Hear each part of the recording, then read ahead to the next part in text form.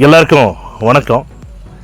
இந்த பதிவில் எதை பற்றி பார்க்க போகிறோம் அப்படிங்கிறதுக்கு முன்னாடி உங்கள் எல்லாருக்குமே இனிய ஆங்கில புத்தாண்டு நல்வாழ்த்துக்களை நான் சொல்லிக்கிறேன்.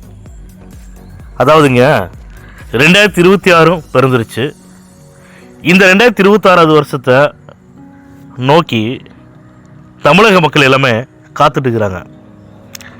ஏன் எதுக்கு காத்துட்ருக்குறாங்க அப்படின்னா, இனியாவது தமிழ்நாட்டை ஆளக்கூடிய தலைவர் நேர்மையான, லஞ்சம் இல்லாத, ஊழலற்ற, மதுக்கரைகளை ஒழிக்கக்கூடிய, பெண்களுக்கு பாதுகாப்பு தரக்கூடிய, இளைஞர்களுக்கு நல்ல வழிகாட்டக்கூடிய, போதைப்பொருள் கஞ்சாவை ஒழிக்கக்கூடிய தலைவரை தேர்ந்தெடுக்கணும் அப்படின்னு தமிழக மக்கள் வழிமேல் விழி வைத்து காத்துட்டுருக்கிறாங்க.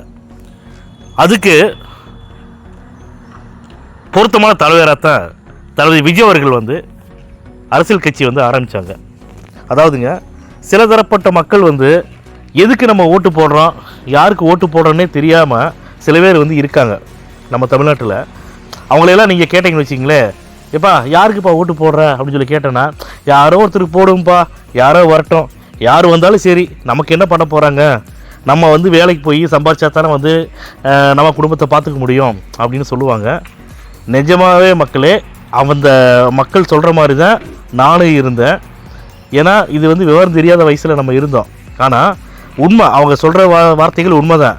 ஆனால் ஏன் நம்மளுடைய சொந்த உழைப்பில் தான் நம்ம சாப்பிட போகிறோம், வேறு யாராலையும் நம்ம சாப்பிட போகிறது இல்லைங்க சொன்ன வார்த்தை உண்மை. ஆனால் அந்த உழைப்பில் கஷ்டப்பட்டு சம்பாரித்த பணத்தை தமிழக அரசுக்கு, அதாவது கவர்மெண்ட்டுக்கு நம்ம வரி கட்டுறோம் இல்லைங்களா. எல்லாத்துக்கும் வரி, எதுக்குமே வரி இல்லாத எதுவுமே இல்லை, எல்லாத்துக்கும் நம்ம டேக்ஸ் கட்டுறோம். அப்போ நம்மளுடைய வரி பணத்தை, நம்மளுடைய சொந்த உழைப்பால் சம்பாரித்த பணத்தில் வரி கட்டுறோம். அந்த வரி பணத்தில் தான் மக்களுக்கு நல்ல நல்ல திட்டங்களை அரசு செய்யணும். அதை அரசு செய்ய தவறிட்டு வரி பணத்தை வாங்கக்கூடிய மக்கள் செலுத்தக்கூடிய வரி பணத்தை எல்லாமே கொள்ளையடித்து சூறையாடி அவங்க செட்டில் ஆகிட்டாங்க. அவங்க குடும்பத்தை பாதுகாத்துக்கிட்டாங்க. அந்தந்த கட்சியில் இருக்கக்கூடியவங்க, அமைச்சர்களாக இருக்கட்டும், எம்எல்ஏக்களாக இருக்கட்டும், வார்டு கவுன்சிலர் முதற்கொண்டு கோடிக்கணக்கில் கொள்ளையடிச்சிட்டாங்க. ஸோ இந்த நிலைமை மாறணும்.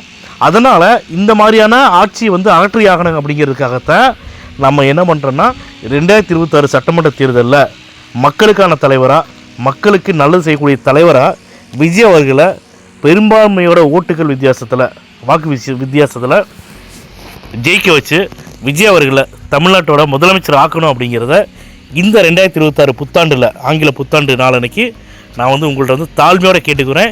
கண்டிப்பாக நீங்கள் நிகழ்த்தி காட்டுவீங்க நம்புகிறேன்.